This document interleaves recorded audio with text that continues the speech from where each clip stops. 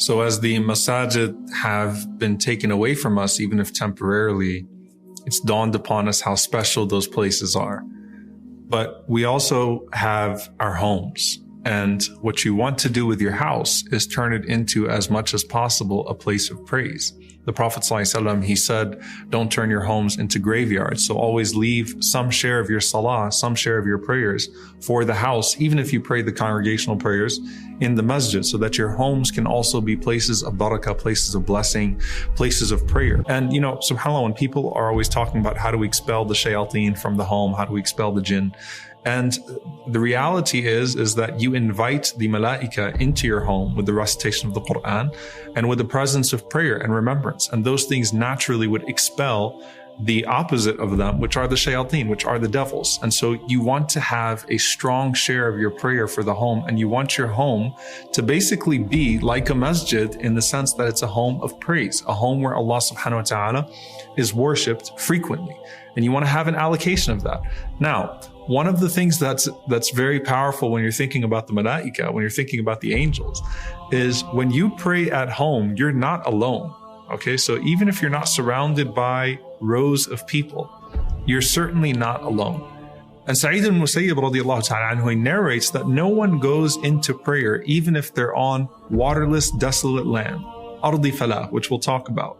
But you're praying all alone, except that an angel would pray to your right, an angel to your left, and angels would pray behind you. Amthalul jibal, angels the size of mountains are praying behind you. Can you imagine? You're entering into salah, you're entering into prayer in your bedroom, in your living room, in your dining room, your office, wherever it is, and you think it's just you.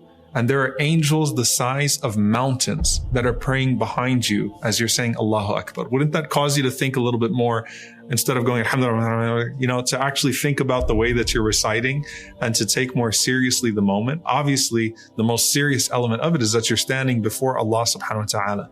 But as you're standing before Allah, you have these angels the size of mountains that are praying behind you. And there is something special to praying alone and what that denotes in terms of ikhlas, in terms of sincerity. And so you find these two hadith, one of them from Abu Sa'id al-Khudri radiallahu anhu, that the Prophet ﷺ said that the prayer in congregation, the prayer in jama'ah, is like 25 times the individual prayer. And then the Prophet ﷺ said, and salat that is in falah, in the middle of nowhere, okay, which is the best way I think you can translate falah, in the middle of nowhere, is like the prayer of 50 times the reward. Okay, so it's like twice the reward of the jama'ah. In another hadith, the Prophet ﷺ, he mentioned that يَعْجِبُ رَبُّكُمْ, your Lord is pleased with a shepherd in the mountains all by himself, who calls out the adhan, who does the iqamah, and then he does the prayer all by himself. And Allah subhanahu wa ta'ala calls the angels and he says, look at this slave of mine. Look at this one. Look at him. He's all alone. He calls the adhan. He calls the iqamah. He makes the prayer out of fear for me and love for me.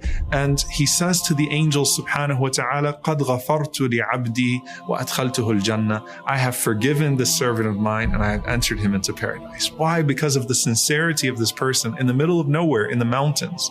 And if you haven't had the experience of calling the adhan in the mountains, do it on your next hike, inshallah ta'ala.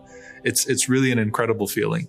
But the idea that this man is all by himself in the middle of nowhere on the outskirts of the city, and still finds that clinging to Allah subhanahu wa ta'ala and announces themselves alone. So does that mean that instead of coming to the masjid, I'm going to drive out to the country and pray and I'll get more of the reward? No, these two hadith are talking about a person who happens to be in the middle of nowhere, not a person who goes and seeks the middle of nowhere for that prayer.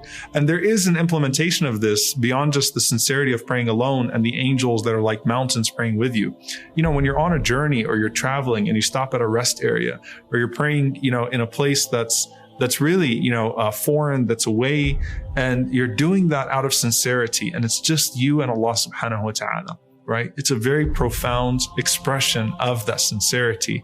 And Allah will not let you pray alone, but Allah subhanahu wa ta'ala will surround you with angels the size of mountains that would pray with you, and Allah would announce to another group of angels that He has forgiven you for your sins and entered you into paradise.